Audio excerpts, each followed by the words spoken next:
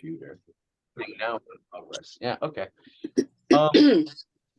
So this is basically a redux. I was just saying this before you got in here, Bob McNeil. This is basically a redux of our program for the New York Grounding Society last week, where we met at the Jefferson Market Library, and we also had a lot of a lot of the people were here invited with the Zoom, as we are now. But it was a really entertaining and quality program, and I just want to apologize because of technical difficulties. For some reason, we couldn't really get a solid recording, so we're not going to let that happen again this time.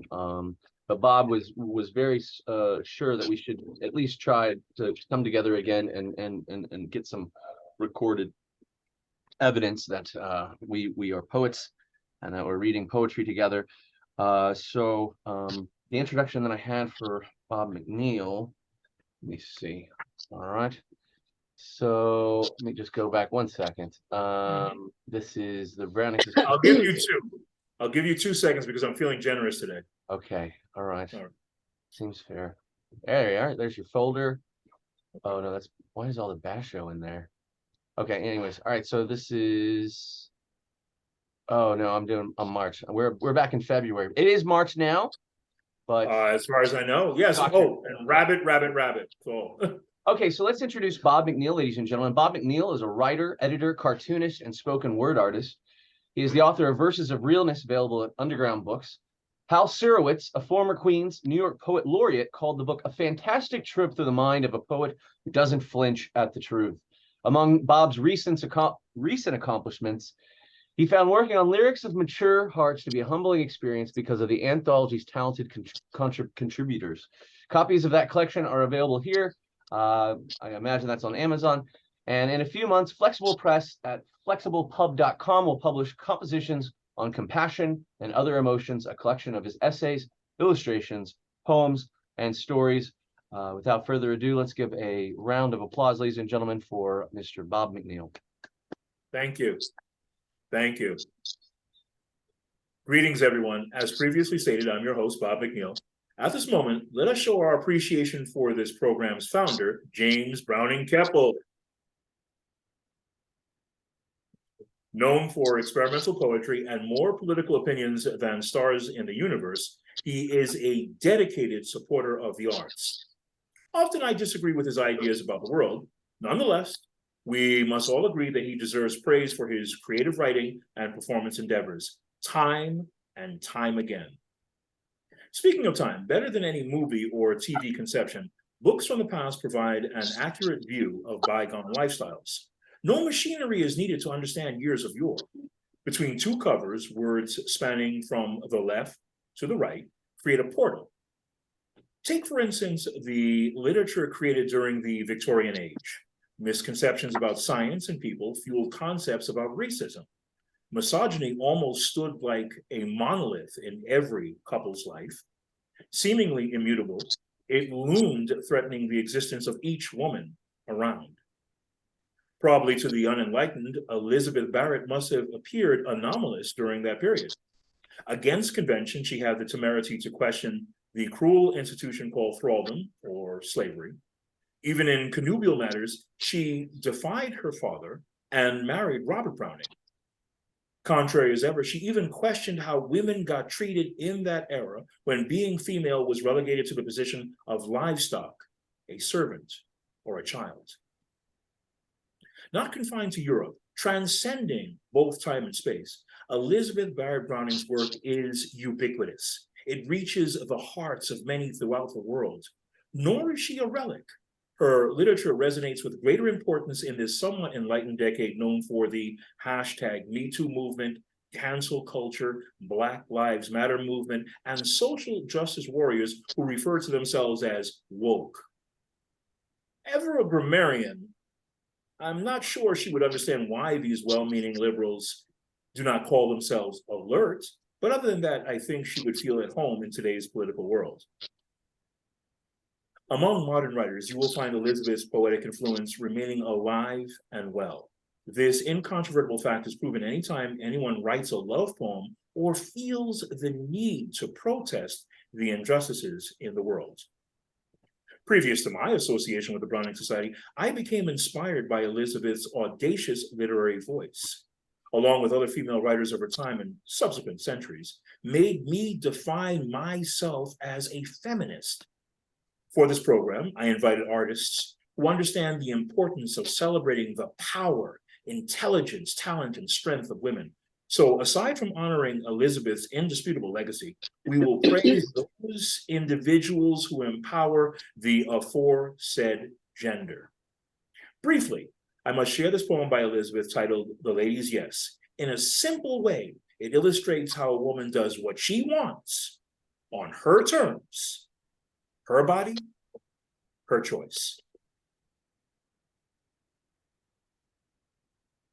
Yes, I answered you last night. No, this morning, sir, I say. Colors seen by candlelight will not look the same by day. When the tapers played their best, lamps above and lofts below, love me sounded like a jest. Fit for yes, or fit for no. Call me false or call me free, vow whatever light may shine, no man on your face shall see any grief for change on mine. Yet the sin is on us both. Time to dance is not to woo. Woo alike makes fickle troth. Scorn of me recoils on you.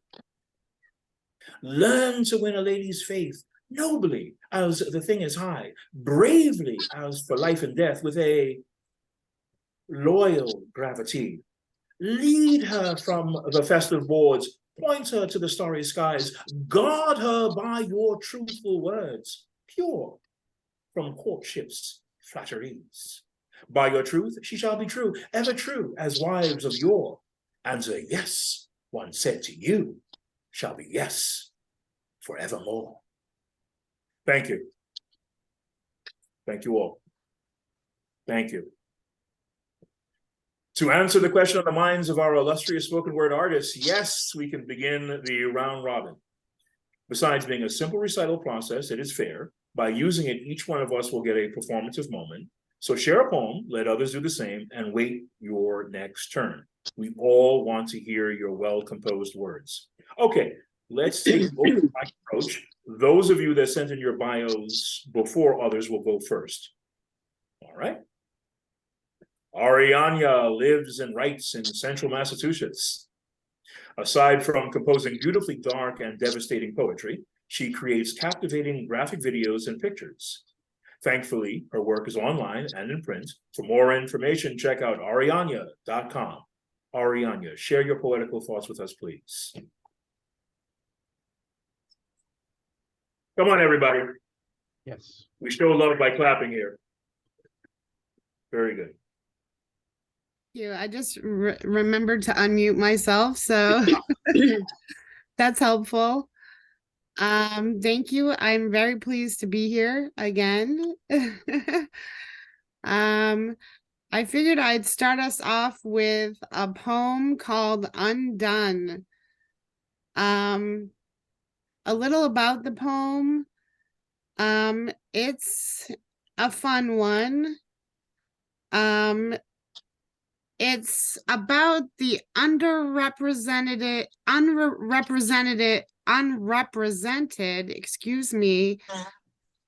legacy of women werewolves.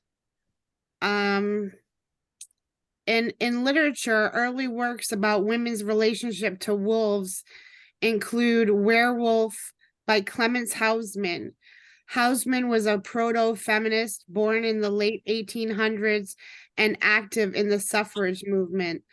The werewolf certainly foresaw a lot of today's discussion around women werewolves by existing as part of commentary and part erotic fantasy. I wrote this poem and you'll see. It's called Undone. Undone. This canine curse coursing through my capillaries, blood boiling, bones breaking to become the brute. This terrible transformation tearing me apart. The sickness of shape-shifting, pain piercing every part, a beast born, burning and writhing within me. I am the wolf. Instinct takes over and everything turns black. Unwillingly unleashed under the moon's midnight magic, exposed to the elements, experiencing my senses like new. I'm vexed by visions of violence, appeasing my veracity now vital. In my backyard, howling into the night sky before I pursue my prey. I hear my name, my hardened husband hurrying only to find I am the wolf. Everything turns black and instinct takes over. I awake to find my love lacerated limb from limb, a bloody mess, his flesh between my teeth and underneath my fingernails. He must have fought back, fur still floating in the air from the attack. I remember nothing but his tantalizing taste lingering on my lips. My heart will never heal. I hate what I have become. I am the wolf, a woman undone. Thank you, fellow poet. Thank you. And I have to add one thing. Thank you. Yes. Let us see now. Hold on. Eva Marie Ann Cagley has a passion for writing and believes it is a gift from God. Her work reflects on trials, tribulations, and hope. To date, she published 5 books of poetry. Some of her verses appear in magazines and online sites. Not only that, she is the administrator of several Facebook literary groups.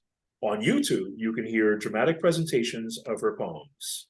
Eva, share your poetical thoughts with us, please. Hi. I've been reading up a little bit on Elizabeth Browning. I'm going to do an article on her for Black History Month this month. So I've been trying to research her a little bit more, but she's quite interesting. I was finding out that when she was alive, she was one of the only women that was recognized as a poetess. Back then, it was just men that were recognized as poets. So Exactly. she was up against about battle from the beginning, just on that alone.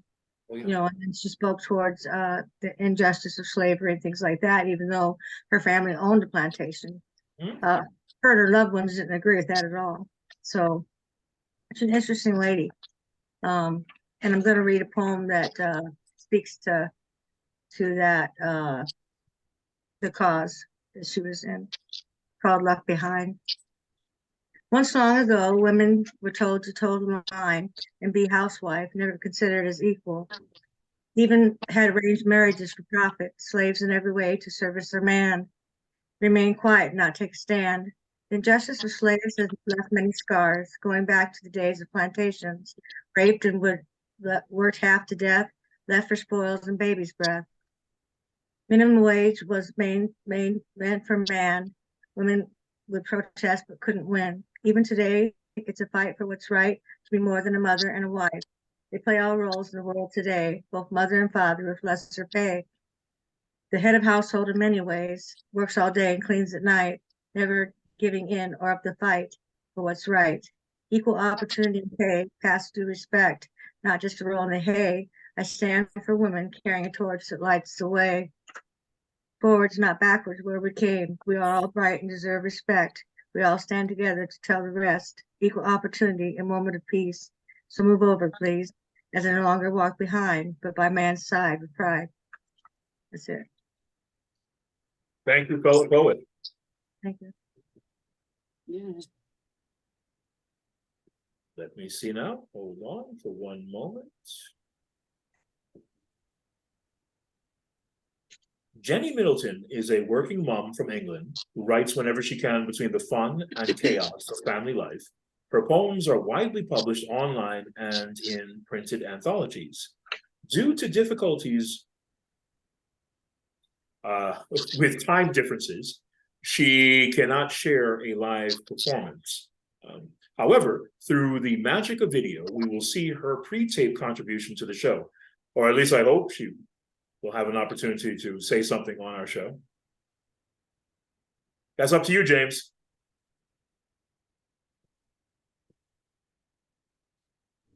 Yeah, give me 1 second. Again, because I'm feeling generous, I'll give you 2. I think that's more than fair. Where did I put that? Where did I put that video? The thing is, we had a different computer, and I had it all loaded on that, and I totally forgot. But, however, what did I do with it? I think it's on here. Let's see. And then I think you even sent it to me via some sort of Facebook Messenger. Yeah. Facebook message. So let me log into that real quick. Yeah, it's probably there. And I am sorry that this is taking as long as it is, and I really want to get to our other talented artists. But again, I'm adhering to the fact that certain individuals sent in their bios first, so it's only fair that they should go before others. And I just want to understands. And I just wanted to clarify from earlier in regards to when you said that I was the originator of this program. It's not necessarily, the New York Browning Society has existed since 1907. So well, that's how about old you are. I mean, sure. Well, I'm the president of the society, but I can't honestly claim anything over the Browning's legacy. Yeah, I got you. We're all clear on that one. But you don't have to shave off a few years off your birth because of us, James. We know that you're very old. We know that you're very old. Okay. Let's see. We immortal folks have to stick together. Absolutely. Well, why don't you just come back to this and I'll find the video. Okay, so there's that. All right. Yeah, that's easier. No problem. Don't want to feel pressured. No, I'm just checking. No pressure. I'm just scrolling through all this stuff, and all right. That's okay. Let me go on. Okay. Queen Mother Imakhu is a poet, multidisciplinary artist, multimedia producer, yogini, and mystic. She is known to many as a spiritual leader in the ancient Kemetic tradition. Her book, Renegade Wise Woman, a poetic collection of her works from the 90s to the present, includes her collaborative piece written with Abiodun Oyewole of the Last Poets. Her poems have most recently been published in the anthology When Women Speak. For more details about her work, go to www.imakhu.info. Did I say that correctly? I can't hear you. I suppose unmuting myself would be helpful. Yeah, we'd love to share your poetical thoughts with us, please. Yes, well, I thank Come on, you. everybody. Come on, a round of applause for Queen Mother. Thank you. Thank you so much. Yes, and it is Imakhu.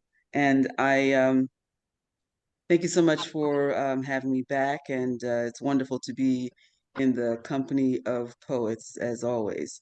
And Elizabeth Barrett Browning is such an interesting poet, not only because of the fact that she was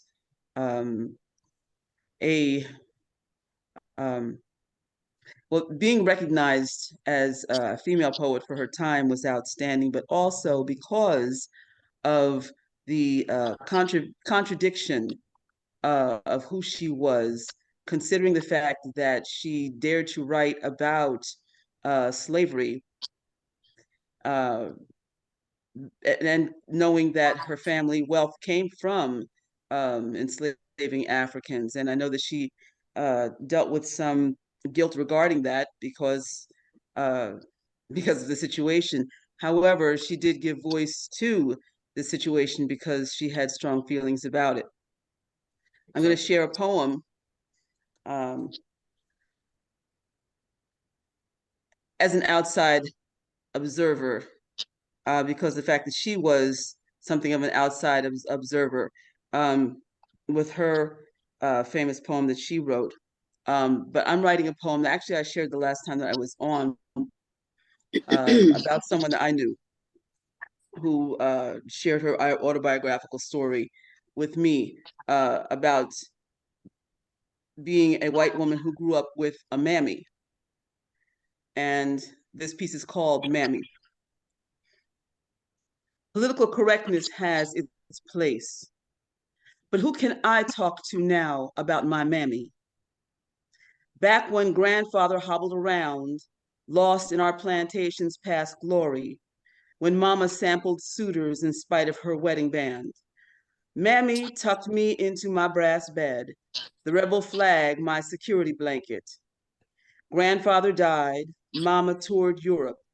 Papa tried to keep the plantation running. She doesn't love me, Papa would say.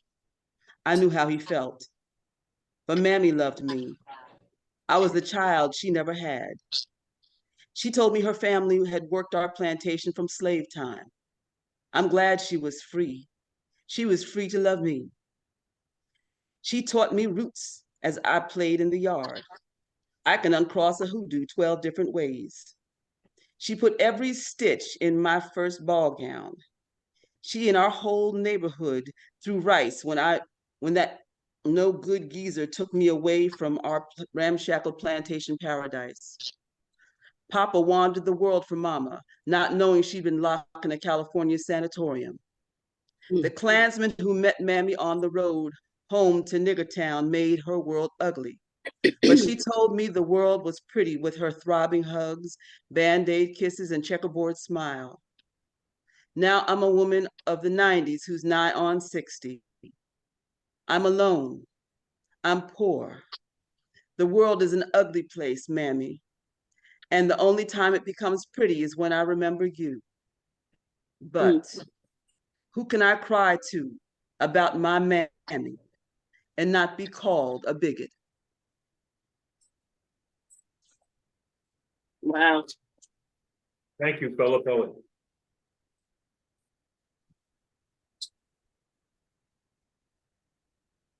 Dr. Brenita Mitchell is passionate about women's issues. She is a mother, womanist, theologian, global feminist, ordained minister, speaker, and author.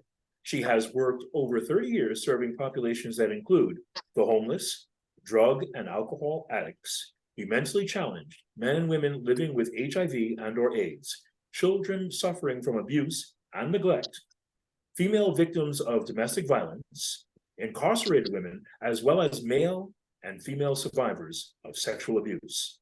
Her first book, Sexual Terrorism, Women Trapped in Silence, Domination, Power, and Control, is available on her website, www.drbrenita.com.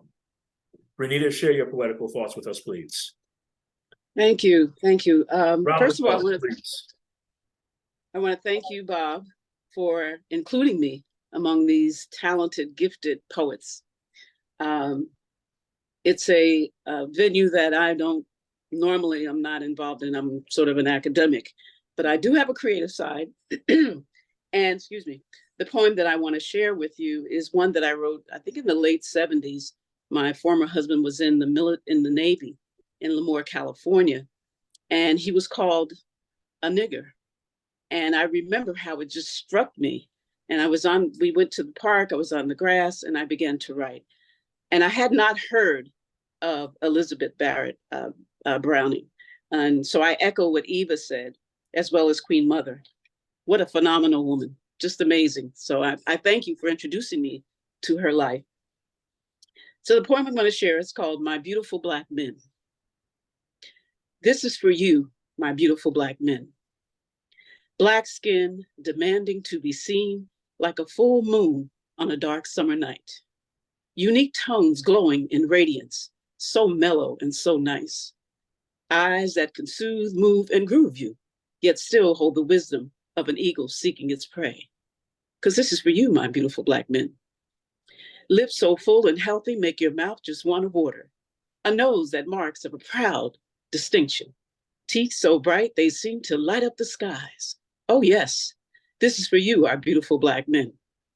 They say your body is an inspired creation. Chest and thighs so strong and demanding. Arms and legs that ooze with power as you walk, run, dance, march in such rhythm and with such pride. Because this is for you, our beautiful Black kings. As you stand on street corners, churches, prisons, basements, singing from your soul the truth of life, singing through the beauty of the blues, spirituals, honky-tonk, jazz, and ooh, so sweet and soft, silky soul, for you are an artist. From the blood you shed on battlefields of wars, to the wars you fought to protect our communities, families, rights, and dignity, from the barracks of Lemoore to the streets of Harlem, down to the islands of the West Indies, down through the dark roads of South Africa. I love and commend you with the greatest esteem, because this is for you, my beautiful Black men. Thank you. Thank you, fellow poet.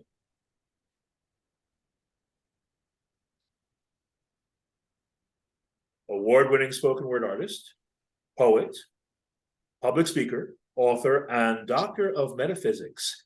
Anita Caprice Powell is a mother and grandmother who finds time to champion causes to help the unemployed and incarcerated. Anita, share your poetical thoughts with us, please. Thank you so much. Hi, everybody. And I apologize for my tardiness this evening. This piece here is the one, I'll start with the first one that I did last time. And thank you, Bob. Thank you, Jane. It's Rare Beauty. And this is written for the rare, beautiful person, both he and she, who's been diagnosed with a rare disease. I've had the blessing to observe firsthand what a rare disease, the perception, perspective, and even the signs and symptoms, how it can really play with a person's psyche, their overall self-recovery, who they are.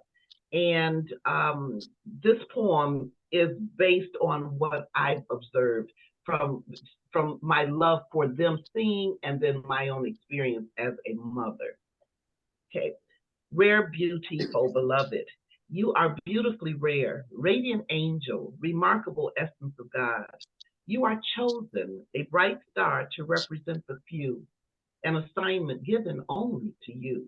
Be bold, stand tall, brave is your signature, beautiful manifesting of what lies behind the eye. Express your unique originality. Now, behind the closed doors, yes, God sees your hurt and pain, the embarrassment, and more, as you attempt to explain and ask, why me? Only you can experience through muffled tears you hear in the darkness and the beginning of dawn. As the ships pass in the night, you keep it all inside, alone, the torment, the anguish, refraining from sharing with loving kind. You are beloved, rare, radiant angel, remarkable essence of God. You are stronger than you think, than you realize. Amazing. You're brave, warrior within the warrior. Those who love you try with all their heart to understand and demand from anger and fear, even questioning if the Creator is real. You are strength, veneration, iconic, teacher, valor, courage, awakener, love, enlightener. We all need to take heed and with extra care in being true to you, be mindful of that vagal tone, the frequency of the moan, the smile and the frown, the secrecy of thought, the openness of communication, the share of sensation, imagining, shadowed visioning, grief, empathy, sympathy, anger, apathy. You may question why, as rage, insecurity, and uncertainty is experienced within the very nucleus of your cry. You are beautifully rare, radiant angel, essence of God. There is glory in your greatness and moments of weakness expressed in meanness. And it's okay, rare beauty. To you be true. See, love's got you. You are the messenger of the world. You are the precious gem, the pretty flower, the treasure, the gift of life, the pearls of wisdom. You are beloved, rare, radiant angel, remarkable essence of God. A plethora of emotion, rhythm, perspective, polarity, perception. unfolding like the caterpillar emerging from the cocoon. Within the mud, the lotus flower blooms. You are beautifully rare, radiant angel, remarkable essence of God. Oh, I'm so very thankful and grateful. Lily, I told you I'm doing something. Wait till I'm done, please. So very Radiant angels. thankful and grateful we share a world together. Bless you, beloved. Oh, so beautiful, rare you. Thank you. Yes. Thank you. Thank you, Radiant fellow angels. poet. Listen, something unexpected happened. That's the nature of live performances. And as a result, I would like you to recite the poem again. Now, let me make an announcement to Candace. Candace, do not interrupt other people while they're reciting. That's not how it's done during poetry recitals. Okay? So again, Dr. Anita. In all fairness, she just logged on. She wasn't on mute, and it was a child. Yeah, I understand, but you know, so no, undoubtedly, but I don't want to penalize sure. a talented artist because of someone's mistake. So if you don't mind, it's entirely up to you. Would you like to share the poem yet again? Because unfortunately, we did not hear everything. Some of the words were compromised because of Candace. Yeah, if you could read the last stanza again, not the whole. No, or the whole thing, as a matter of fact, because it has to be in context. It has to be in context. Okay. Well, I didn't. I don't want to put any pressure on you. If you could just read that last stanza again, that would be great. No, okay, I disagree with James. I think the whole thing should be done in context because, you just don't cannibalize a portion of a poem and say, okay, here it is. An excerpted version will not really convey the message. The entire poem has to be done. See, so we have two schools of thought here. Yeah. Right. Yeah. Whatever Anita would like to do. Yeah, whatever you want. Okay, it's your world. We merely live in it. Bless both your hearts. But if I may, I would just like to get a feedback from my sisters, because if they heard everything, I'm good with it. Okay, so we'll leave it up to the sisters, who are by far smarter than the guys. No. Trust me. Well, I can tell you, Anita, who I love dearly. Yes, dearly. This poem really struck to my heart, and how we often turn away from when people are going through a crisis, and certainly a medical crisis. And what struck me most out of your piece was the love, the comfort that you released into the piece, and also radiant angel. Radiant angel. That is the greatest takeaway, because from that, you unpacked what a radiant angel is among someone who doesn't think that they are. So kudos to you, my sister. That was beautiful. Well said. Well said. So Yeah. Thank you so much. So she heard everything. Okay. All right. So if you're satisfied with that, we'll go along. But I would be more than willing to hear it again. Bless your heart, Bob. Thank you. I love you for that. Thank you, James. Okay. All right. So we'll proceed. James Browning Kepple is the president of the New York Browning Society, founder of Underground Books, and creator of Jackie Robinson Poetry Day. Thus far, he published 10 volumes of poetry. James, share your poetical thoughts with us, please, as you look pensively. I didn't even really prepare anything, but there you go. I didn't. Nothing like waiting to the last minute for these things, right, James? All I'm trying to say is that I love the fact that you all got a chance to look into Elizabeth Barrett Browning's life, because that's what the Browning Society is all about. And it's not only just Elizabeth Barrett Browning, it's Robert Browning, and it's the love that they shared between the two of them. And that is really what people keep coming back and forth for. So let's say Elizabeth, and a lot of people don't know that Elizabeth was up for the Poet Laureate of England and lost to Tennyson, but she was the biggest female voice in the world. As far as literature and poetry would go. I think it's interesting, and I think I put it into the newsletter in regards to the Smithsonian. That Aurora Lee was dedicated to the Smithsonian as one of the most influential books of the suffrage movement. So if you ever have a chance to read Aurora Leigh, it is a really excellent poetic novel. And I'd love for you guys to just continue to check out the New York Browning Society. And if not already, we should get you guys on the newsletter so that you'll be up to date on all the next meetings. Next month, we'll be doing our Vice President, Robert Kramer. He is going to be doing a speech on the Pied Piper of Hamelin.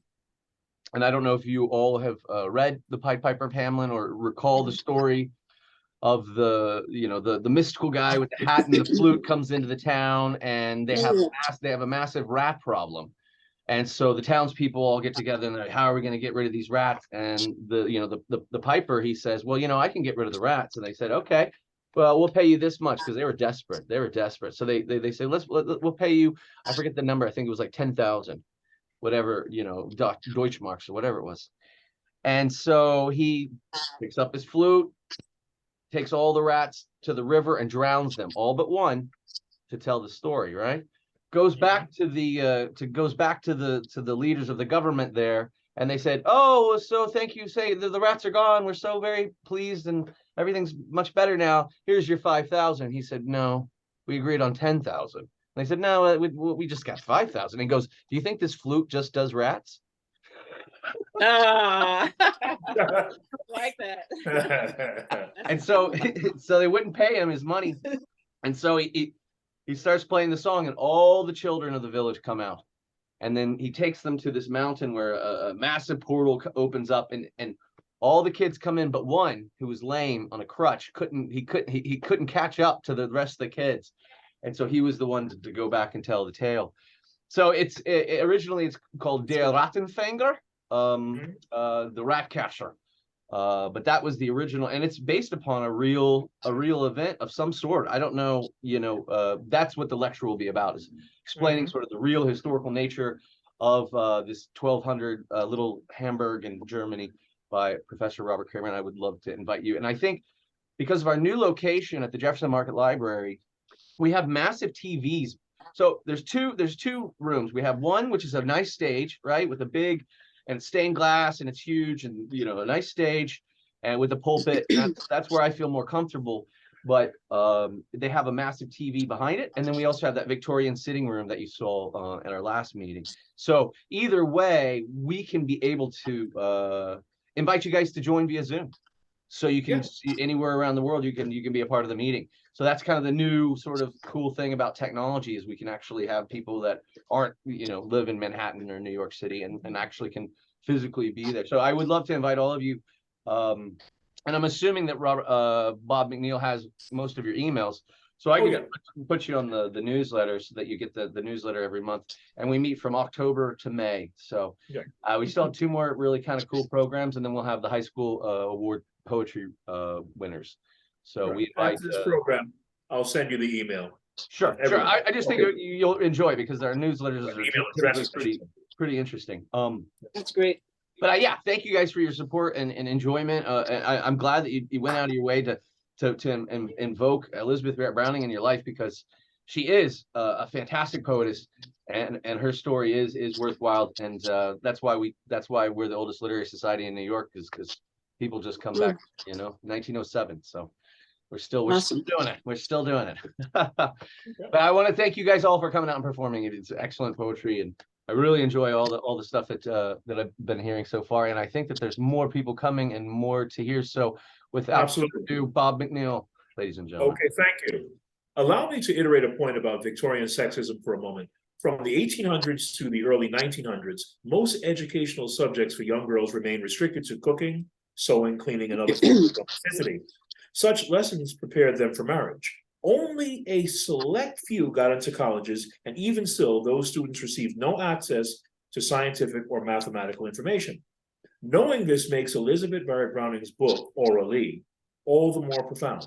In this verse novel, the titular character aspires to become a poet.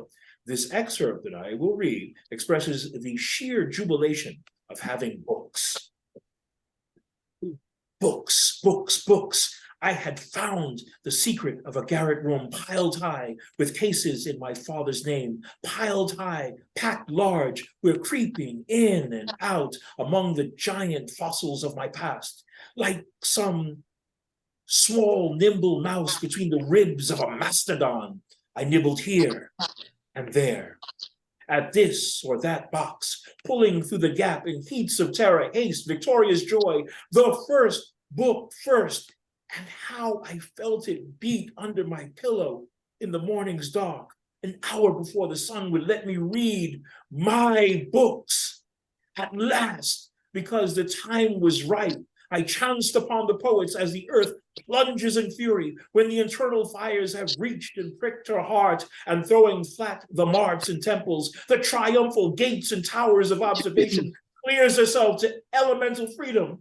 Thus my soul at poetry's divine first finger touch, let go conventions and sprang up surprised, convicted of the great eternities before two worlds. Thank you. Thank Yeah. you. Thank you. Okay, so let's continue the round robin. Aurynanya, you're up.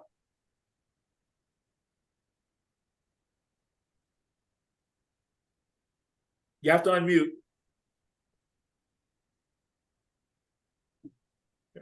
Okay. Sorry about that. Don't worry about it. All right. So exit full screen. It won't let me exit full screen. All right.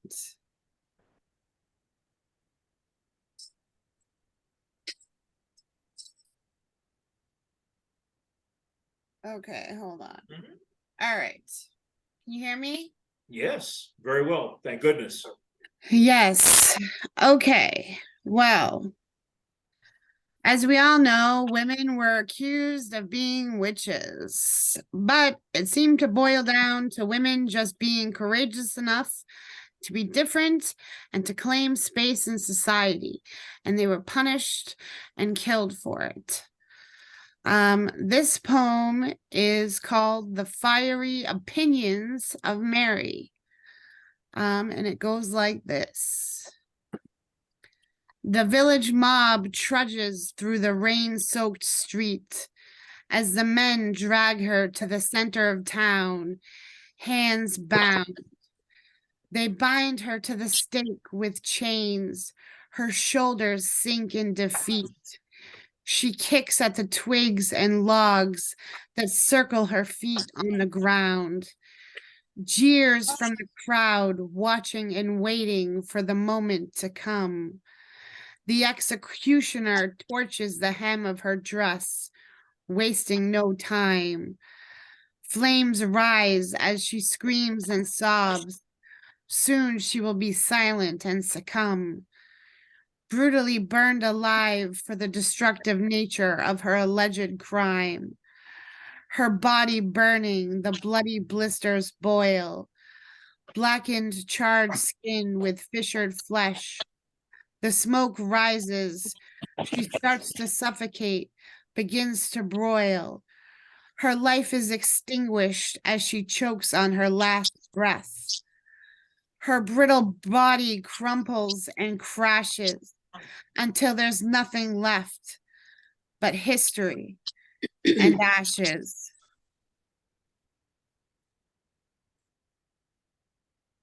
And that's it. Thank you, Barrett. Thank you. Eva, you're up. I'm going to read a little bit of a longer poem this time. It's a love poem. Sure. It's called A Love Letter for My Soulmate. Past the mind, past the heart into the soul. Channels tunnel deep to our hearts entwined. Open doors no longer closed that led into the soul. Understanding differences, personalities, and life experiences. Past events leading today, a time for unity and love. Seeing to the person's past society's normality. Past the colors of the skin, birthing a new dawn of understanding and respect, holding on to this hope of painless tomorrows where we live in today just as we are. Opening up doorways that guard our hearts and souls, bringing our spirits within while traveling inside each other, as the souls join, empowering us to feel again. Past the words with no meaning. You know, the ones we say to regret. Past the numbness of yesterday into the world without words. Worlds of feelings, no words are needed here. I lay my head upon your shoulder and swing my leg over yours. Snuggling, I feel such a comfort, and I weep for the pain I feel of not knowing how to let you love me, not knowing how or understanding myself, never having experienced this before, where doors swing open into the soul, and embracing is the core of our love and lovemaking. We need not enter physically while we lie here and enjoy the rapid beat of our hearts and the silence it brings upon us. Watching as you slumber with those baby brown eyes closed, the turn of your head, your gentle sighs. This is when I feel you as I enter into your body, joining as I become one with you. And I know these feelings are so very real. They're without questions behind them, without the insecurity and worry into the knowing of today and the hopes of our tomorrow. As I brush my hand gently upon your baby soft skin, my body trembles with the love I now feel, my heart beating, pulling into yours, my spirit free as the wind, the warm glow within renewed in this my love. I thank God for sending you my way and the man you are today, for allowing me to see into you, being part of your reality, your world. I have so longed to be there, and you ever diligent in us to share with me your love and your silence, into your gentle, loving gaze, the window into your soul. Your embrace worth more than all the gold at the end of the rainbows. Your smile priceless and not for sale. I watch you standing tall in a room full of fellowship, and the sweet embraces there. Oh, how I long to feel the belonging there, to feel the embrace, to find my place at your side. Your strides so clear, struggle to keep up to remain at your side, lingering behind in your shadows, but beside you is where I've longed to be, the want, the need to be taken into your fold. You say to me, are you following me? And I reply, yes, I always do. The time will come, my love, when I no longer follow, I will be at your side, and all will know we are one and have chosen to be so. They will see the way I gaze into your soul, longing to be alone with you and in your loving embrace. But more importantly, we will know on each day will be a new beginning of growth and learning, and we will both learn and grow together. Our love will reach out into the indigo skies and shine as the brightest iridescent star. This I know, my love. Out of the dreams and hopes of our world was born love into a real world, no longer living in my make-believe fantasy, no longer conjured up in my mind of just gazing upon and wishing while I watch two lovers embrace. This is my reality today, part of yours, and it's forbidden and hidden. Although I still am the weaver of dreams and fairy godmother tales, I feel the life within from this love I know, and I know that this shall never pass. If in time we should grow apart, I will at least have known this moment, the day within your loving arms, and I will carry it with me through this life's trials. I know I fear the same things that you fear, the closeness, the pain of not knowing what tomorrow will bring, and the fear of not being accepted within our separate worlds that have brought us together. And today I say, it doesn't matter what the onlookers see or think they do. What matters are us today, living our life guided by God and our love, allowing ourselves to grow together to build hopes and dreams and weather our trials and tribulations. He spoke to me of our purpose and journey to get there in the search of our soulmate into the next life, and I feared to ask the question, so I remained silent. But you, my love, I have awaited a lifetime to share. You have given my heart and soul without the strength of rejection or condemnation, without the fear of judgments, but acceptance. You are my soulmate. I have searched for a lifetime of sorrow and despair. I do not know if you are at the same crossroads I have come. I only know I will wait for you there and hope you choose the same road. Then you will know that you have reached not the end, but the beginning of our journey as one of souls entwined. And there we shall brave the road no longer alone, but together as one, and shall know not only our love, but God's love, and promise for our essence of love that God Himself manifested within us, will carry us a lifetime. Into the eternity where we soar as the eagles and nest within this lasting warmth of our birthing as soulmates. Wow. Thank you, fellow poet. It was a little long, but Beautiful. Don't worry about it. We don't judge poems by length. Okay. Queen Mother.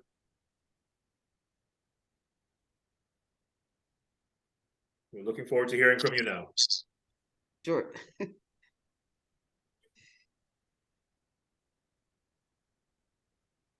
I feel kind of bad because it's real short.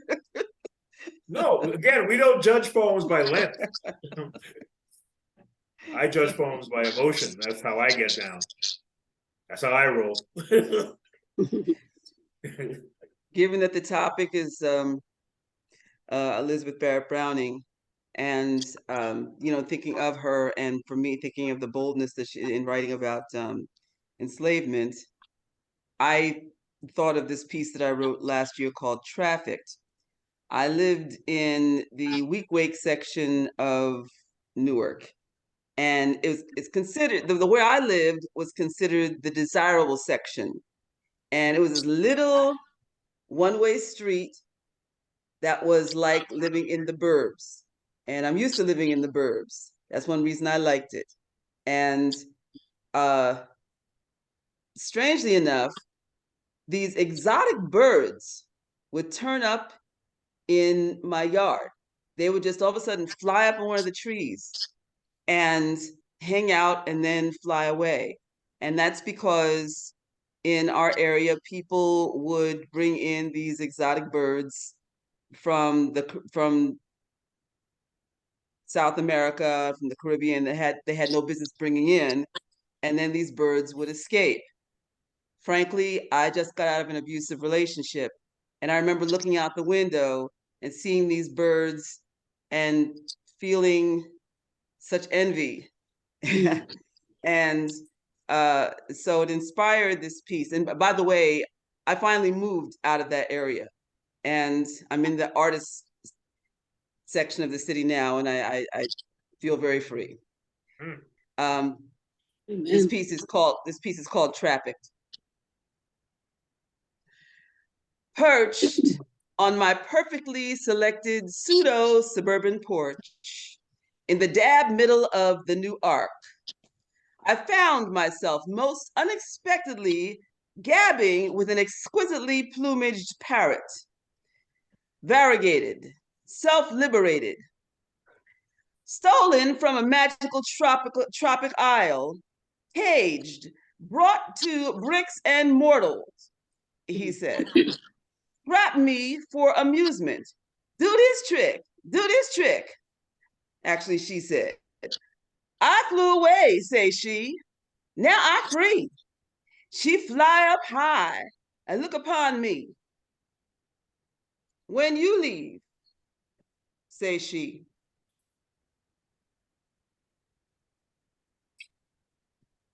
Wow. Thank you, fellow poet. I have to ask, in all the time that you've been in Newark, did you get an opportunity to meet Amiri Baraka?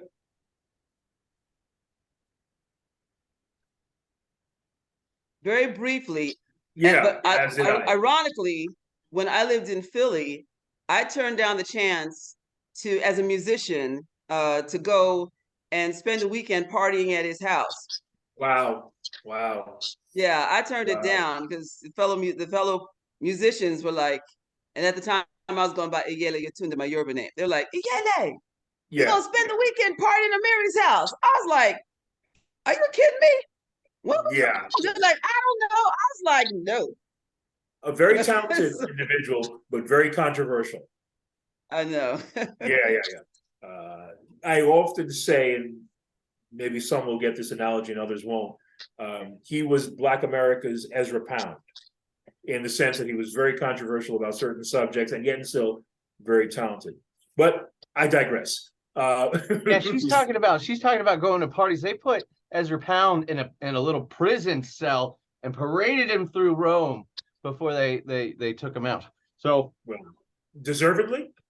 Ezra Pound, I don't know, who knows, but yeah. Okay, we're not going to do this, but that's another conversation. But anyway, Brenita, please.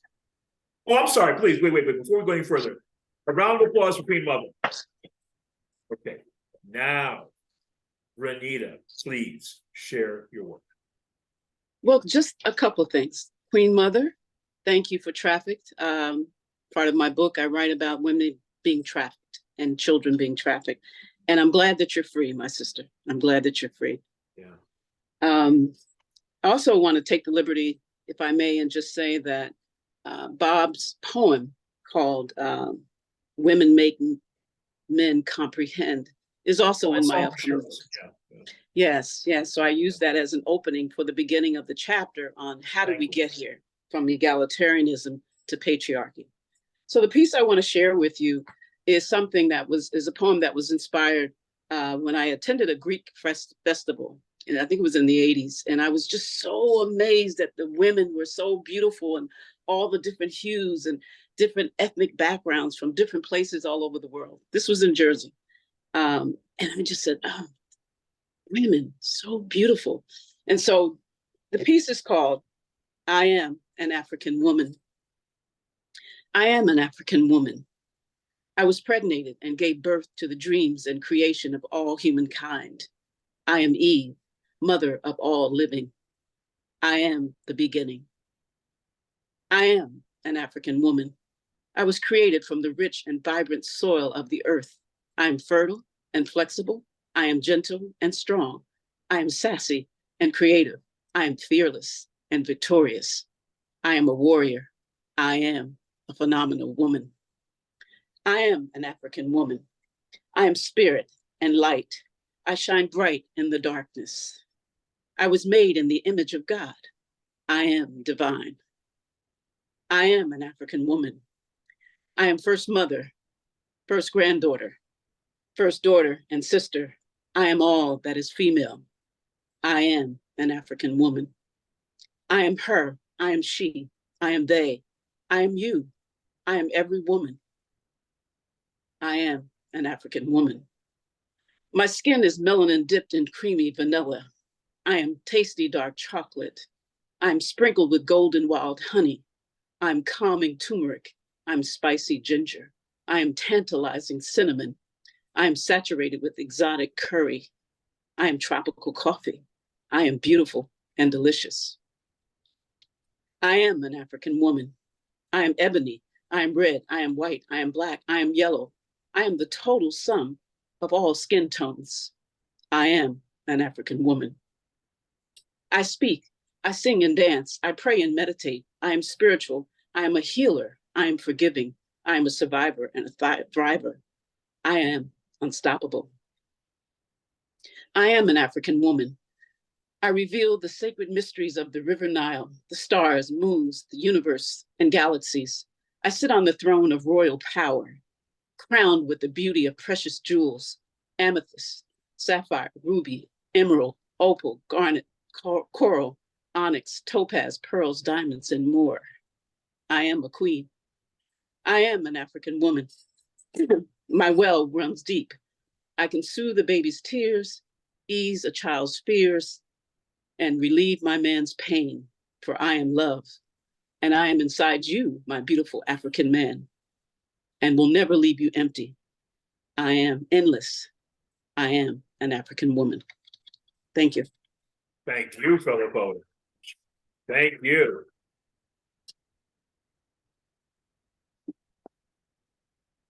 Anita. All right. Wow. I'm just full. I mean, these pieces, all of you, this is amazing. My heart is just really just pumping and my mind is going. So this, I mean, yeah, this is beautiful. For the first day of March, this is the month of new beginnings.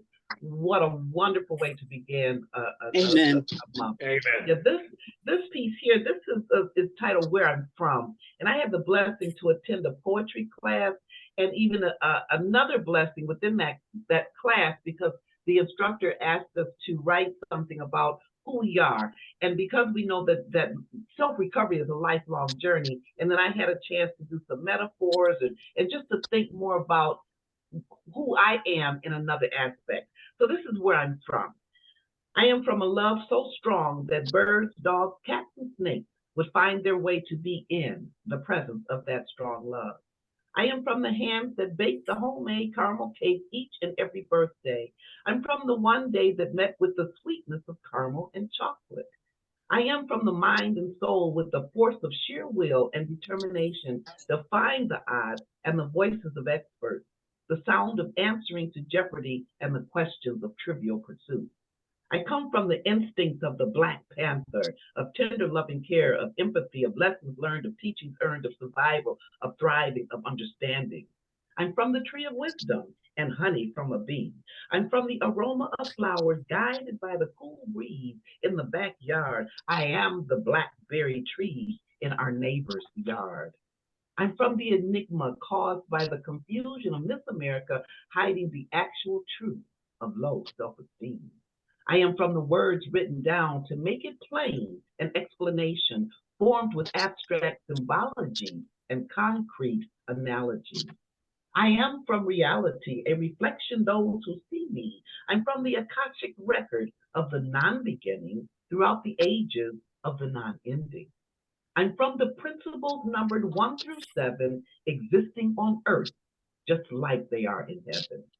I am from my children, their children, and on, in a revolving world, changing yet history repeating itself.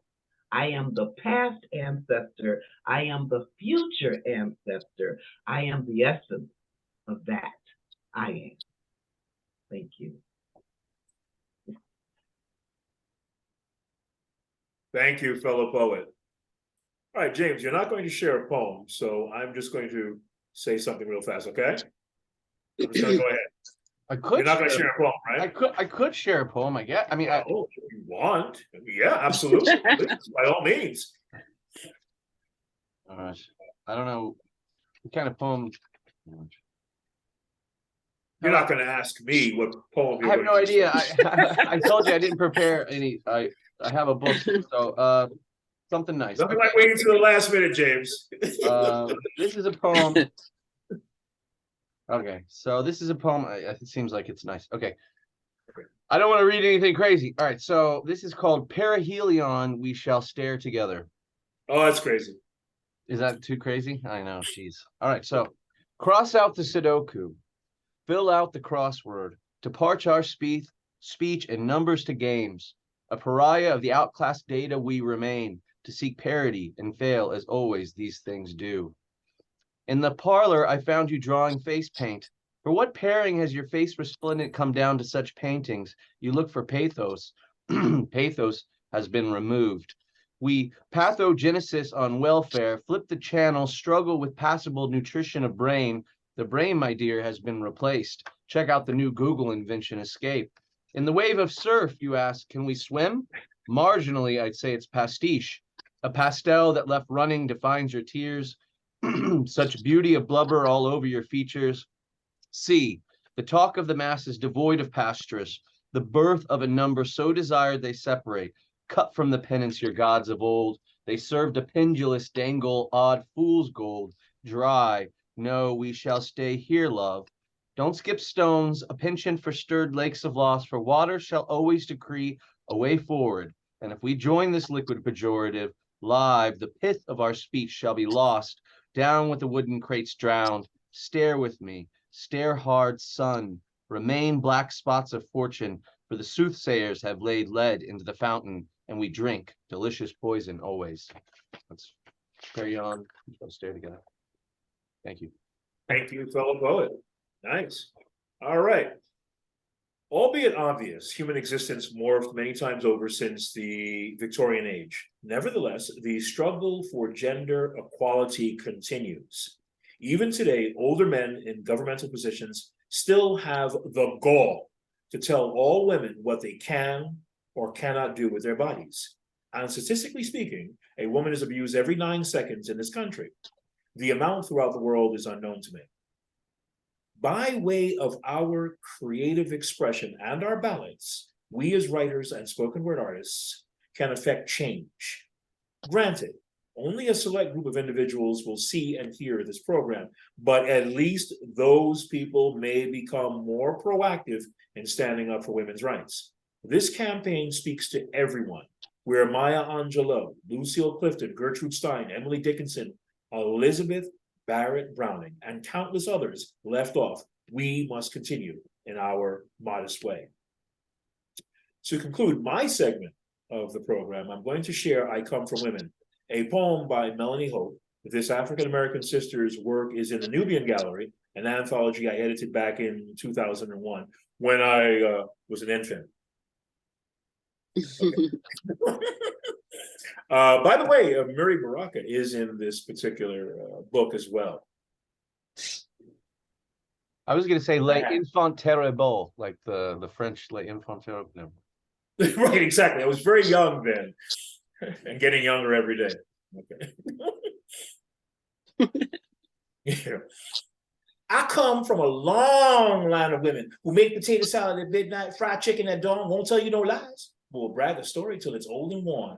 Clean up after folks all week, plant flowers in bare feet, teach double dutch to girls on the street, paint masks to cover their sorrow, and you'll hardly ever see them cry.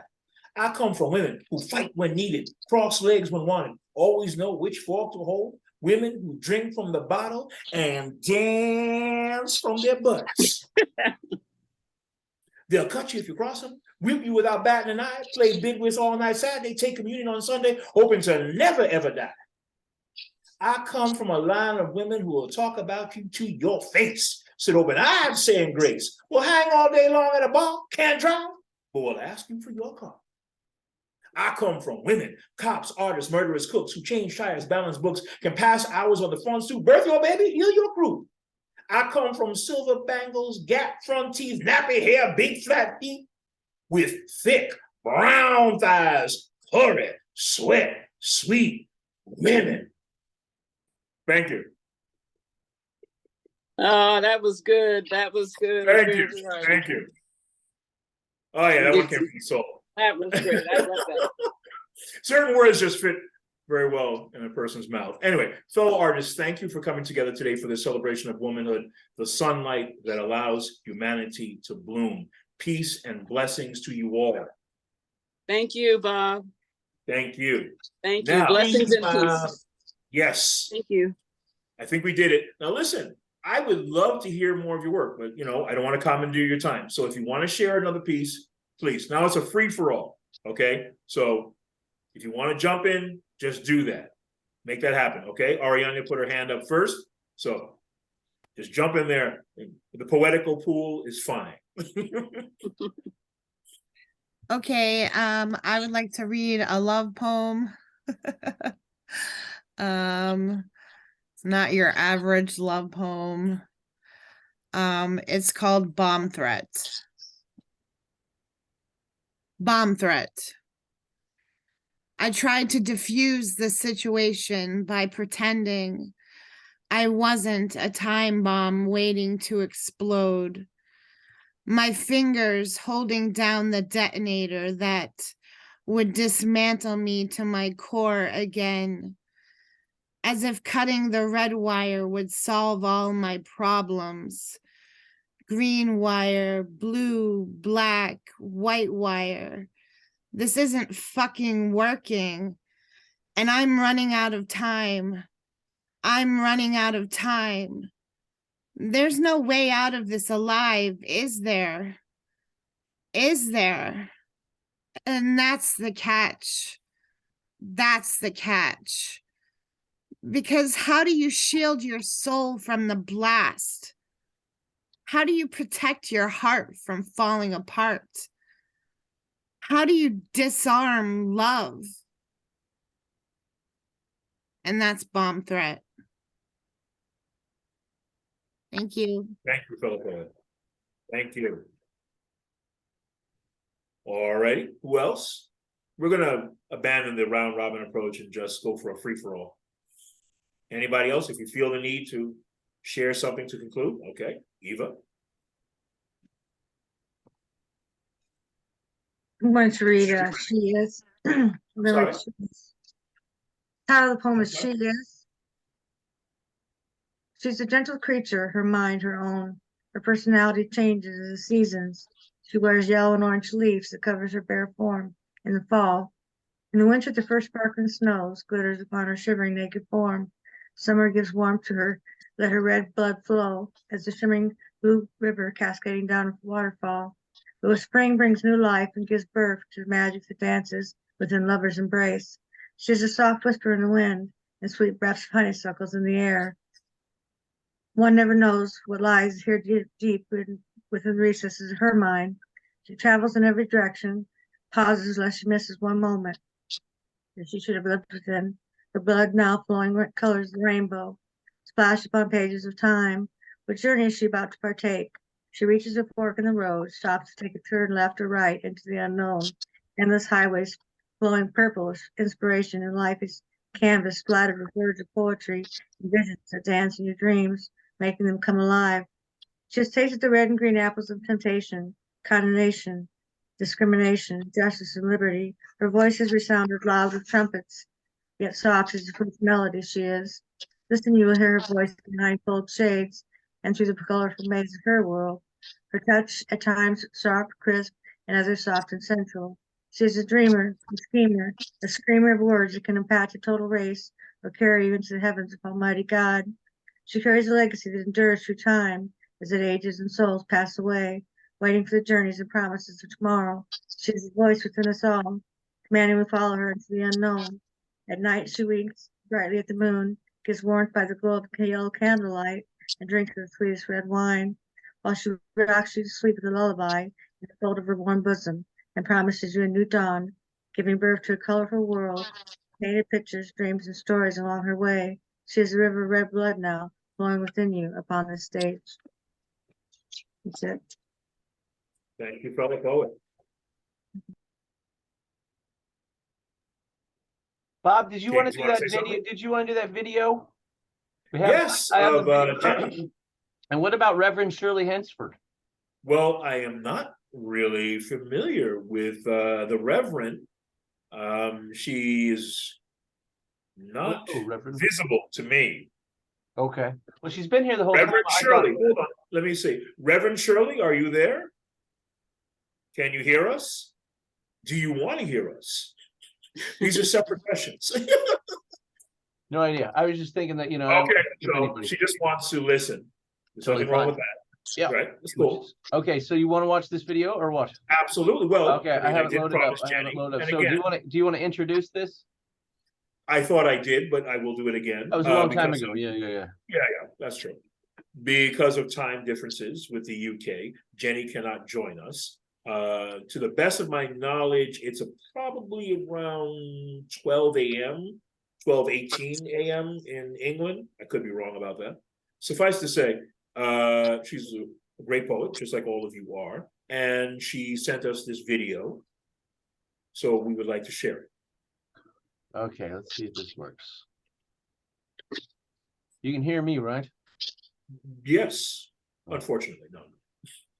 Okay. Well, no, it's gonna. So, Hi, I'm just can you hear that? Yes. sorry I can't join you live tonight on your show, but I do have a poem on the theme of feminism that I'd like to share, and I hope that you won't mind listening to. It's actually inspired by some news stories that I've heard in the UK. More and more incidents are being reported of girls that are either turning to self-harm, or one woman committed suicide because her boyfriend decided to share intimate photographs of her online. And the amount of peer pressure that she was put under, and pressure from various aspects of social media just became too intense. It's not just an isolated case I've heard reported, there's been like several over the last 6 months or so that I've heard. And so the poem that I've written is a sonnet. It's called My Ex-Boyfriend Wants You to Hate Me. And it's very much written in persona, inspired by these news stories. My ex-boyfriend wants you to hate me. Make misogyny as contagious as an online autumn storm, battering sapling trees until they are furious enough to let cold rain eat them. Shedding paling leaves like the photographs he'd share, if he owned them, to shame me with my own nakedness, allowing the world to stare as he buries me in expletive sown and multiplying in the soil you throw, filling my holes, my hollows, my name's dissolving canopy, in earth's damp, slow reclamation of flesh. It's the same algebra that makes kissing betrayal, and love a pornography dead raw. Thanks for listening. Let's hear for Jenny. Thank you, fellow poet. Hi, I'm Jenny Middleton. Sorry I can't join you. All right. So that works. You guys see it? Everything? Yes, yes. Okay, good. Very good. Okay. So again, we have abandoned the round robin approach. It's a free for all. So does anybody else want to share one more poem before we conclude? Excellent, Queen Mother. Okay, so I thought I'd pull out a love poem since the love theme has been so prevalent, but this is I won't say it's an anti-love poem. It's a love, I love me poem. Okay. Okay. Okay. I actually wrote this in, wow, it was 21 years ago. Yet it's so relevant today. Okay, it's called Futon. Once joy was the comfort of laying wrapped in your arms. Now it's enjoying my downy comforter as I appreciate every inch of my queen-sized futon. Room darkened, head melting into pillow, widened arms yielding to universal recall, resting with assurance, for I am finally caressed with the knowledge that any bit of craziness which passed through me and my sphere is gone because you are too. Oh my God. Got that. I got that. I Thank love you, it. fellow poet. I got that one. All right. The great thing is it wasn't written about me. So that's on the plus side. No. Thank you, fellow poet. Let's see now. Anybody else? Okay. Aurynanya? I have one that I would like to share. I'm sorry? I said I do have one that I would like to share. Okay, so we'll keep it going. And I am really feeling blessed that you invited me because I've only written 2 pieces. Well, actually 3. So I shared 2 because I'm, as I said, I'm an academic. I didn't know that I was a poet, but I wrote, right, those 2 pieces. And I think I shared with you, I wrote a 3rd one called You Made Me Dance with You. And that was a poem that I wrote as a teenager about being sexually traumatized, right? But I lost it. Don't know where it's at. Tried to recreate it, didn't happen. But I do want to, and this is shameful, but I want to read something that I realize now is poetry in my upcoming book, and it's called it's a chapter on where do we go from here with all this patriarchy and misogyny? What do we do? So we have all the structures, dismantling the structures of patriarchy and oppressive systems, but the chapter is about we need to return to humanity. And the way that I engage the writer is to say, let's go back to the Garden of Eden, when men and women, there was an egalitarian relationship before the fall. Okay, so it's a sneak peek into the garden. Once in the Garden of Eden lived the first woman and man named Adam and Eve. The name Adam represented the son formed out of the red earth and everything man, and Eve, mother and source of all living and everything woman. The garden was a matchless beauty of an inexplicable love and illuminating light.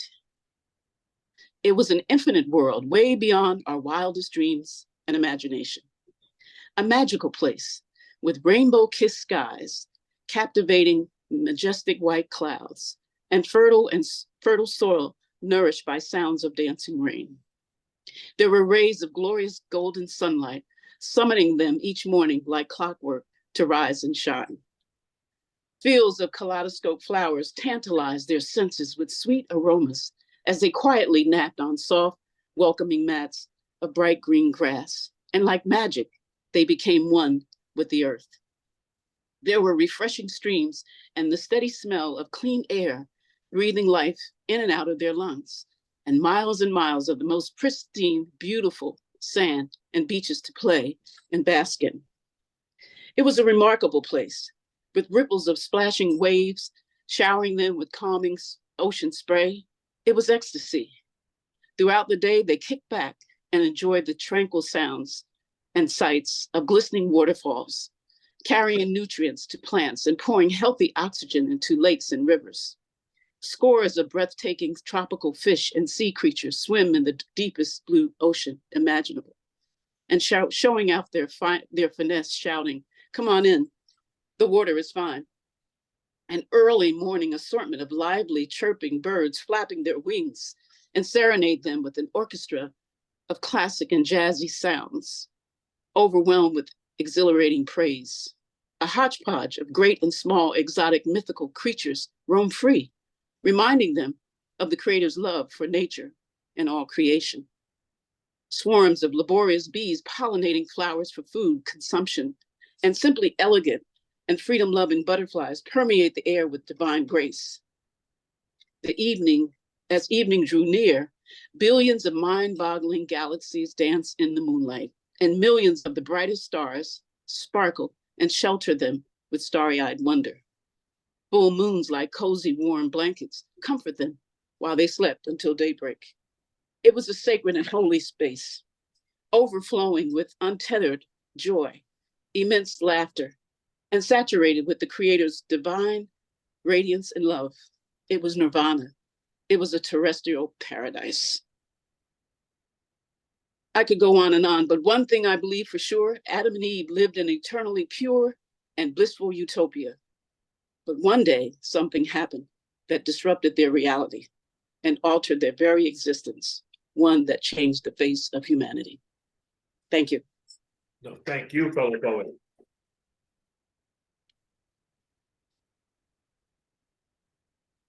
Never get disturbed when audiences applaud in inappropriate areas when reciting a poem. It happens in the classical music world as well, when there's a performance and individuals feel, oh, that must be the end of that movement, and they start clapping and they go, oh, wait, there's another section. Wait, oh. It happens because of the way in which the poem ebbs and flows along, right? You hear certain things and you think, oh, that must be the envoy, and then you say, oh, no, I'm wrong. But well, anyway, you know what, Bob? Right. That was I actually was going to stop because I actually was nervous to share it because I don't see myself in the genre of poets. So here I am doing what I think is poetry. Well, I know the two that I did were poetry. So this one is really from the book, and it's really, and I go on about what happened to the garden. So I really was going to stop. But then I thought, okay, but there's the piece of it is that the cliffhanger is that what happened, right? That caused the fall. So I just kind of like, oh, okay, I need to put that, I need to add that. So yeah, no, but thank you. I hear what you're saying. But yeah, I actually was going to end there. Yeah, but forgive our enthusiasm. We love what we heard. And I think that everybody has a poem in them. I think that I agree. Right, exactly. And it's just a matter of nurturing that need to express yourself in that manner. Anyway, and can I say that it's important that, and what you've done too, and forgive me for interrupting, is, and I'm big on the safe spaces because, as a survivor of sexual terrorism, and this is the work that I do, it's important to be in a safe space where where you feel, regardless of, perception is everything, where you feel that you are being honored and celebrated and not judged.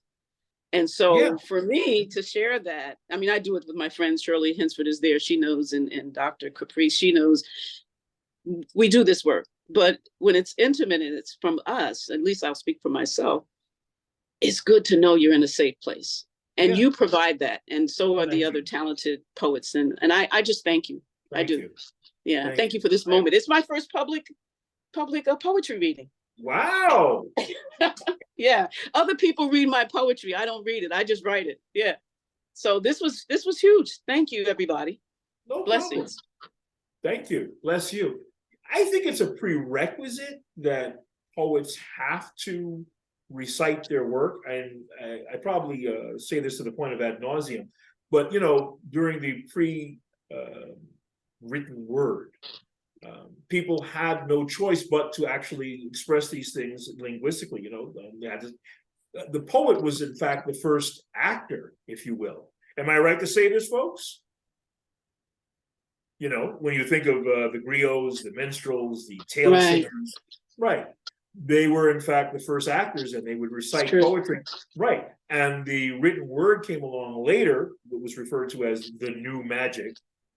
And then we had this disconnect between the performance poet and the literary poet. But really, we normally expect poets to recite. We don't walk up to playwrights and say, I want you to read the entire play to me. Can you do that for me? Yeah, the entire thing that you just wrote, or a novelist. Come on, read the whole entire novel to me right now. I want to hear it. But with a poet, you'll say, I would love to hear that poem that you wrote. I don't necessarily want to read it, but I want to hear it. So, yeah, I think it's kind of a prerequisite that all poets become performers. I always say I'm not one of those kind of poets. They'll be like, Okay. oh, so you write poetry? Let's hear a poem. I'm like, Exactly. I don't have Right. anything. Sorry. Gotcha. So, Bob, does that mean you'll be my mentor? Yeah. Well, I funny, would what's love funny, to be what your he's talking mentor. about. Does that mean you'll be my mentor? Sure, absolutely. Hey, listen, this is a side of me that I have never done. So maybe it's this is my introduction to beginning to, do the whole poetry thing. And I definitely will call on you for sure. Well, you're in If you're Jersey. around. You're in Jersey, right? I am. So I have a friend, and they're calling it. There was a whole documentary that just came out on PBS last Wednesday. It's called the New Jersey Poetry Renaissance, and he's actually hosting, I think, like 12 different events in all around New Jersey, and it's become this phenomenon that people are just coming out like crazy to these events. And I had the pleasure to headline one of those this summer. And it was just it was a ball. It was a blast. I mean, and I'll check it out. Yeah, Awesome. the New Jersey James. Poetry Renaissance. That's what they're calling it. It's like a movement. I got it. Yeah. Thank you, James. Wow. And Bob, would you say that really, in all seriousness, Okay. The best way to evoke this creative, poetic person that's in me is to really do more readings, right? Absolutely. Absolutely. That's it. I mean, as far as I'm concerned, a poem has to live on a page and live on the stage. So you really want to hear the poem and also say to yourself, does this work on the page as well? So I think it's a duplicitous art form in that regard. Thank you. Yeah. If I may. Please. You know, it's funny. Here, when you write, of course, it's a form of documenting your life. If you're writing your own experience, and I kind of forgot about that poem that I actually did forget about the poem that I shared with you, and I just yesterday in one of my lives was sharing about something that I went through that was almost similar, except for I threw out my bed. You're talking about being a sexual trauma survivor. I am too. 3 years I've been in therapy. Okay, maybe we should talk. We should. Yeah, definitely. My background Yeah. is in counseling too, and I have a nonprofit that we work with survivors. So I would love for us to get together. Can you give me your information? You can put it in the chat, maybe. I'll put it in the chat. Okay, Queen Mother, thank you. It's beautiful. You never know, right? Yeah, this is true. Yeah, poetry is a and cathartic. you're in New Jersey too, right? Is that correct? Yeah, you're in Newark. I'm right next door. I'm in Carteret. Oh shoot! You know, things are jumping and bumping here in Newark. I mean, you can't. I don't think there's a single night where there's not something going on here in Newark. Yeah. I don't go to all of them. I'm very particular about that. You know, I just.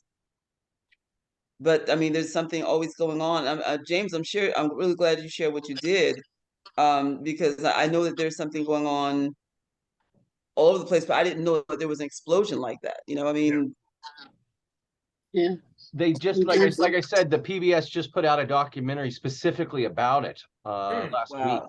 So Damien Rucci is the name of the guy who organizes all of this, and all I'm trying to say is that all the venues, like I said, I think there's like 12 different venues, and all the venues are beautiful, and it's just they're packed, and it's just every walk of life. Everybody gets on the stage.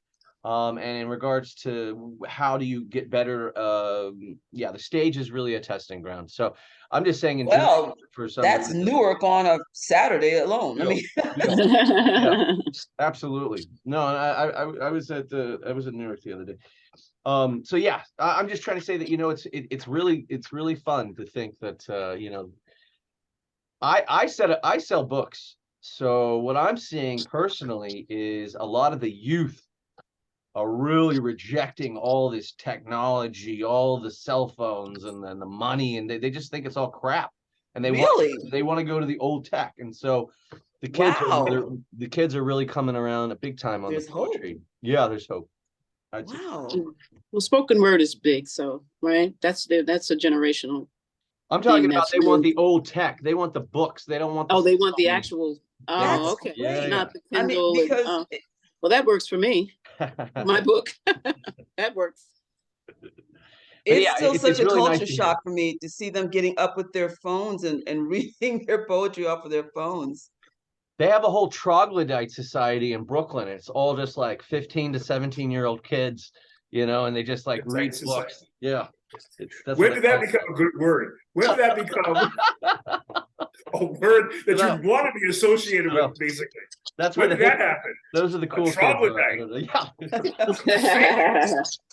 That sounds more like That's pretty cool. that sounds negative. I mean, I wouldn't want to be associated with a troglodyte or be called a troglodyte.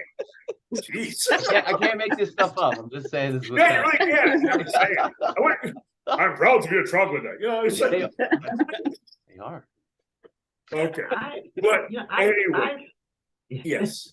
It's good. I It's good. love hearing how the youth now are getting away from the cell phones, if on a health reason, because I'm learning about there's such a thing as electromagnetic field and all of these cell phones and all of this stuff, you know, the toxins that are in our body. Yes. A lot of that is coming into the toxins that are in our system, which is causing these rare autoimmune diseases and things like that studies are coming out. So I think that's a beautiful thing that they're now starting to minimize that. Because I think to get into the troglodyte club, you have to throw your cell phone into the Prospect Park lake there in Brooklyn. Yeah. That sounds expensive. Cool. That sounds expensive. This had an argument with Verizon earlier, so I don't know if I'm willing to do that.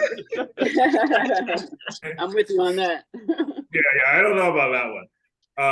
But anyway, yeah, poetry is a cathartic medium. It has a depurative effect on the person who is writing. You can purge that way, and you can achieve a level of communication with another individual going through a similar problem. And thank goodness we have this medium. It really does help us out psychologically, spiritually, intellectually, and socially. So let's hear it for poets. Yeah. Yeah. I don't know about you guys, but I'm glad we did this again. I am glad that you invited me. Yes. Well, I've been blessed. I know good people. I know great people, actually. So, and I thank you all for participating. James, you want to wrap this up? Yeah, so I just wanted to tell, it's March 22nd is our next meeting, 6 p.m. And we're going to send out a newsletter. But if you check mybrowning.org, we'll always have all that information on there, like at least a week before that. But it is going to be a really interesting lecture. Pied Piper Hamlin. It's a great story, and I think you guys will really enjoy it. But thank you all for coming out. And honestly, everybody was really fantastic. Let's give a round of applause for everybody just reading and enjoying poetry today. That was excellent. Can't ask for more. Thank you. Now, everybody, try to record because we don't want to have a problem like we did the last time. So we're recording here. So at one point I'll have it up on some. I'll probably just put it up on the Browning Society website just so. You'll do that, and then also you have a YouTube page. I'm going to put it up on YouTube, and I'm going to put it on other social media sites. And I would like everybody to send me their links advertising their work. So what I can do is, and this is something I learned from you, Aurynanya, in a specific section, I can make mention of everybody, and I can have a link right next to your name, so this way people can find your work. I'm going to make this into 2 parts because, well, it's long.